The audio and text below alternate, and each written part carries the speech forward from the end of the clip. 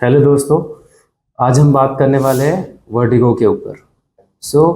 Vertigo जो है, इसको हम हिंदी में चक्कर बोलते हैं। चक्कर बहुत से कारणों से आ सकता है। मतलब आप बोल सकते हैं चक्कर बहुत से कारणों पर डिपेंड करता है। पहले तो let me clear this to you कि वर्टिगो या चक्कर आना एक लक्षण है, एक सिम्टम है, ये कोई बीमारी नहीं है। ठीक है, पहले थोड़ा बात करते हैं बैलेंस सिस्टम पर। जैसे कि अगर आपको चक्कर आता है तो आपका बैलेंस गड़बड़ हो जाता है। बैलेंस सिस्टम किन किन चीज़ों पर डिपेंड करता है? दोस्तों, विजुअल एंड स्केलेटल सिस्टम, ये दोनों ही एक दूसरे पर डिपेंड करते हैं। अभी विजुअल सिस्टम क्या होता है, स्केलेटल सिस्टम क्या होता है? विजुअल सिस्टम मतलब अगर आप किसी वजह से विजुअली इम्पेयर्ड है, अगर आप देख नहीं पा रहे हैं तो भी आपका बैलेंस अफेक्ट होगा। चलिए मान लीजिए अगर आपके मसल्स बहुत वीक हैं किसी कारण से, तो उसकी वजह से भी आपका बैलेंस गड़बड़ होगा, बैलेंस बनाने में दिक्कत होगी। अगर आपके मसल्स और आपका विजुअल सिस्टम दोनों भी अफेक्टेड है तो और कितनी परेशानी हो सकती है। बट क्या आप जानते हैं इससे भी बड़ा एक सिस्टम है जो आपके बैलेंस को अफेक्ट कर सकता है? उस सिस्टम को बोलते हैं वेस्टिबुलर सिस्टम और इक्विलिब्रियम एपरेटस। जो इक्विलिब्रियम एपरेटस है वो इनर ईयर में होता है दोस्तों। जो हमारा कान है, इनर साइड में उसके इक्विलिब्रियम एपरेटस होता है जो बैलेंस के लिए रिस्पॉन्सिबल होता है। वर्टिगो मुख्यतः दो प्रकार के होते हैं। पहला जो है पेरिफेरल वर्टिगो और दूसरा है सेंट्रल वर्टिगो। जो पेरिफेरल वर्टिगो है, अगर आप उसमें देखें तो उसका जो ऑनसेट है वो अचानक से आता है, तो उसका जो ऑनसेट है वो सडन होता है। बट अगर आप सेंट्रल वर्टिगो की बात करें तो उसमें धीरे धीरे धीरे धीरे आपको वो सिम्टम्स मतलब चक्कर आना फील होता है। जो ऑल ऑफ सडन चक्कर आता है जिसको हम पेरिफेरल वर्टिगो बोलते हैं, वो थोड़ा सीवियर होता है बट शॉर्ट लास्टिंग होता है, थोड़े टाइम में वो चले जाता है। बट जो ग्रेजुअल ऑनसेट के साथ आता है वो थोड़ा सा ज़्यादा टाइम लेता है दोस्तों। और वो कितना टाइम लेगा थोड़ा बता पाना मुश्किल रहता है, क्योंकि उसका कॉज फाइंड आउट करें एंड कॉज के ऊपर डिपेंड करता है, उसकी सीवियरिटी के ऊपर डिपेंड करता है कि वो कितना टाइम लेगा हील होने के लिए। तीसरा जो डिफरेंस है दोस्तों, जो पेरिफेरल वर्टिगो है इसमें कोई एसोसिएटेड न्यूरोलॉजिकल डिसऑर्डर्स नहीं होते, मतलब नर्व रिलेटेड इश्यूज होने के चांसेस ना के बराबर रहते हैं। बट अगर आपका सेंट्रल वर्टिगो है तो उसमें डेफिनेटली आपको मसल में वीकनेस, टिंगलिंग या दूसरे न्यूरोलॉजिकल सिम्टम्स आ सकते हैं। दोस्तों, पेरिफेरल वर्टिगो का सबसे कॉमनेस्ट एग्जाम्पल है बीपीपीवी, जिसके बारे में आज हम डिस्कस करने जा रहे हैं। बीपीपीवी होता क्या है?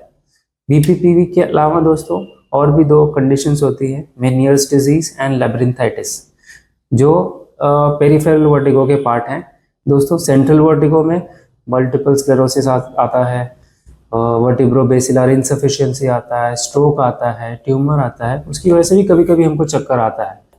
देखा जाए तो चक्कर के बहुत से कारण हैं, बट जो सबसे कॉमनेस्ट कारण है आज हम उसके बारे में डिस्कस करेंगे। दोस्तों, चक्कर का सबसे कॉमनेस्ट कारण जो है वो बीपीपीवी है। बीपीपीवी का फुल फॉर्म है benign paroxysmal positional vertigo. Benign मतलब it is not life threatening, बहुत आपके जान को खतरा है ऐसा कुछ नहीं है। पैरोक्सिस्मल मतलब सडन ऑनसेट होता है, अचानक से वो जो चीज़ आ जाती है उसको पैरोक्सिस्मल बोलते हैं, या शॉर्ट लास्टिंग भी बोल सकते हैं आप। पोजिशनल वर्टिगो मतलब आपको पर्टिकुलर मूवमेंट करने में चक्कर आता है। 80% जो चक्कर का कारण है वो बीपीपीवी ही है। दोस्तों, केवल यह वीडियो देखकर आप अपने आप को डायग्नोज मत कर लेना, अपने डॉक्टर की सलाह लेनी बहुत ज़रूरी होती है। दोस्तों, अगर आपको करवट बदलने में, बेड से उठने में, नीचे झुकने में, नीचे से कुछ उठाने में, अगर ये सब करने में चक्कर आ रहा है, थोड़ी सी घबराहट हो रही है या थोड़ा नौशिया फील हो रहा है, मतलब थोड़ा वॉमिटिंग जैसा लग रहा है, तो जनरली ये बीपीपीवी के ही लक्षण है। ये जनरली मिडिल एज या ओल्ड एज में देखे जाते हैं। एकदम यंग इंडिविजुअल में थोड़ा स्वाभाविक नहीं होता है ये। बट अगर आपको डबल विजन हो रहा है, मतलब आपको दो दो दिख रहा है, हियरिंग लॉस हो रहा है, मतलब आपको सुनने में तकलीफ हो रही है, आपको एकदम सीवियर हेडेक हो रहा है, आपको ऐसा लग रहा है कि मैं बेहोश हो जाऊंगा, अनकॉन्शियस हो जाऊंगा, आपको तुरंत ही मेडिकल एक्सपर्ट की या आपके जो भी फैमिली डॉक्टर है उनकी राय लेनी ज़रूरी हो जाती है दोस्तों। सो आइए बीपीपीवी से रिलेटेड थोड़ा पैथोफिजियोलॉजी समझते हैं कि ये क्यों होता है। सो कान में अभी जैसे हमने बात की, कान में वेस्टिबुलर एपरेटस होता है जिसको हम इक्विलिब्रियम एपरेटस बोलते हैं। उसमें दोस्तों 3 कैनाल्स होती हैं, आप 3 ट्यूब्स बोल सकते हैं उनको। उनके नाम ऐसे हैं, anterior semi circular canal, posterior semi circular canal and lateral semi circular canal. So दोस्तों इसके साथ ही वहाँ पर 2 सैक्स भी हैं, उनको अट्रिकल एंड सैक्यूल बोला जाता है। ओटोकोनिया एक कण है, एक क्रिस्टल है, जब वो अपनी जगह से डिस्प्लेस हो जाता है या हट जाता है आप बोलें, तो आपको बीपीपीवी के सिम्टम्स आते हैं। जो पोस्टीरियर सेमी सर्कुलर और लैटरल सेमी सर्कुलर कैनाल है दोस्तों, मोस्टली ज़्यादातर देखा जाता है कि यही आपको बीपीपीवी कॉज करते हैं, बिकॉज एंटीरियर जो कैनाल है उसमें क्रिस्टल्स एक्यूमुलेट होना थोड़ा रेयर होता है। इसके लिए ट्रीटमेंट की अगर बात करें तो एप्लीज मनूवर होता है। सो एप्लीज एक मनूवर है जिसको आप ट्रीटमेंट में भी इंक्लूड करते हैं, प्लस आप उसको असेसमेंट के लिए भी इंक्लूड करते हैं। जनरली पोस्टीरियर कैनाल में अगर आपको क्रिस्टल एक्यूमुलेट हुआ है, सो ये करने में आपको आपका जो चक्कर है वो धीरे धीरे पूरी तरह से चले जाता है। दोस्तों सिर्फ ये मनूवर देख के आपको खुद को ट्रीट नहीं करना है। डिफरेंट कैनाल्स में जो आपको क्रिस्टल एक्यूमुलेशन होता है उसके डिफरेंट मनूवर्स होते हैं, तो खाली ये जनरलाइज ट्रीटमेंट नहीं है दोस्तों। सो आपको अपने फिजिशियन, आपके जो न्यूरोलॉजिस्ट हैं या आपके जो फिजियोथेरेपिस्ट हैं, उनकी सलाह के बगैर आप खुद को ट्रीट करने की कोशिश मत कीजिएगा, कभी कभी वो नुकसानदेह हो सकता है। जो सेकेंड लाइन ऑफ ट्रीटमेंट है वो मेडिसिन है दोस्तों। सो जनरली आप देखें चक्कर रोकने के लिए दवाई दी जाती है, बट उसकी कॉज को ठीक करने की दवाई नहीं दी जाती है। मतलब आपको वर्टिन, स्टोग्रान, वो सब मेडिसिन लेते हैं, उससे भी काफ़ी हद तक आपको रिलीफ तो मिल जाता है, लेकिन परमानेंट सोल्यूशन नहीं है दोस्तों।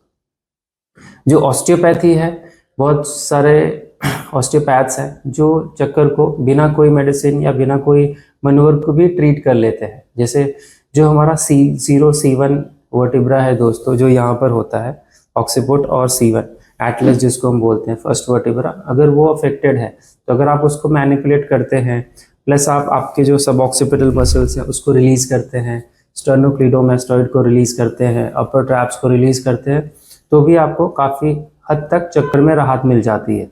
चौथा जो चीज़ है दोस्तों, फिजियोथेरेपी। फिजियोथेरेपी में अडेप्टिव एक्सरसाइजेस होती हैं, या आप उसको वेस्टिबुलर रिहैब बोलिए, उसमें कुछ एक्सरसाइजेस होती हैं जो मैं आपको आगे दिखाने वाला हूँ। वो करके भी आपको काफ़ी हद तक चक्कर में राहत मिल जाती है। किसी किसी का तो फिजियोथेरेपी रिलेटेड एक्सरसाइज करके पूरी तरह से ठीक भी हो जाता है दोस्तों। जो नेक्स्ट लाइन ऑफ ट्रीटमेंट है, मैंने बहुत सारे मेरे जो फ्रेंड्स हैं, कोई फिजियोथेरेपिस्ट है, कोई फिजिशियंस हैं, कुछ ऐसे फ्रेंड्स भी हैं दोस्तों जो एक्यूप्रेशर प्रैक्टिस करते हैं। सो उनका ऐसा मानना होता है कि अगर आप जो मेथी का दाना होता है, आप मिडिल फिंगर का जो बेस है यहाँ पर, और जो रिंग फिंगर का बेस है यहाँ पर, अगर मेथी का दाना टेप के साथ बांध दें थोड़ा फर्मली, और दूसरा दाना जो है नेल बिट जो हमारा है थंब का, उसके जस्ट नीचे बांध दें। सो अगर आप रात भर उसको बांध के रखते हैं तो भी धीरे धीरे आपका चक्कर कम हो जाता है। ऐसा माना जाता है कि मेथी में एंटी इन्फ्लेमेटरी प्रॉपर्टीज होती है, तो वो एक तरह से चक्कर रिलीव करने में आपको हेल्प करती है। सो आइए थोड़ा फिजियोथेरेपी रिलेटेड जो एक्सरसाइजेस हैं वो आप देख लीजिए कि इन जनरल बीपीपीवी अगर आपको है तो क्या पर्टिकुलर एक्सरसाइजेस आप करेंगे तो आपको लाभ होगा। सो दोस्तों आप एक पेन ले सकते हैं, उसका एक कोई पर्टिकुलर पॉइंट मार्क कर सकते हैं, और आपको क्या करना है, आपको वो पॉइंट को देखना है और धीरे धीरे पेन को मूव करना है आपके राइट साइड में। ध्यान ये रहे कि आपका जो नेक है वो मूव नहीं होना चाहिए, सिर्फ आपकी आईज मूव होनी चाहिए। सो इस तरह कर सकते हैं, फिर अपवर्ड्स कर सकते हैं, फिर ऑब्लिक डायरेक्शन में कर सकते हैं। मेक श्योर कि आपका जो आईज है उसको पॉइंट को फॉलो करें डिफरेंट डायरेक्शंस में। आप कर सकते हैं साइड कर सकते हैं, ऐसे ऑब्लिक डायरेक्शन में कर सकते हैं, नीचे की तरफ कर सकते हैं, एंड दूसरे हाथ पे पकड़ के फिर दूसरे साइड भी सेम चीज, ये साइडवेज अपवर्ड्स इस तरफ, फिर डाउनवर्ड्स नीचे की तरफ भी आप कर सकते हैं। दूसरी एक्सरसाइज जो है दोस्तों, उसमें आप क्या करेंगे, अभी आपका जो आपने पॉइंट मार्क किया है, अब आपका पेन फिक्स्ड होगा एक जगह पर, आप अपने गर्दन को हिलाएंगे। सो आप उसको हिलाएंगे, बट आपका जो कॉन्सेंट्रेशन है, आपकी आइज उस पॉइंट को देखेंगे। तो आप ऐसे नेक को रोटेट कर सकते हैं बोथ वेज, फिर आप साइड वेज कर सकते हैं, फिर अगेन अप डाउन भी आप कर सकते हैं। ये जो एक्सरसाइजेस है 5 से 10 रेपिटेशन आप कर सकते हैं। नेक्स्ट जो एक्सरसाइज है दोस्तों, आप उसमें ऐसे बैठकर आप ऐसे बॉल थ्रोस कर सकते हैं। आपकी आइज बॉल को फॉलो करेंगे, जिस तरफ बॉल आप थ्रो कर रहे हैं आपको उस तरफ देखना है। दोस्तों ये 3 एक्सरसाइज भी आपको काफ़ी हद तक आपके चक्कर में रिलीफ देने में मदद करती है।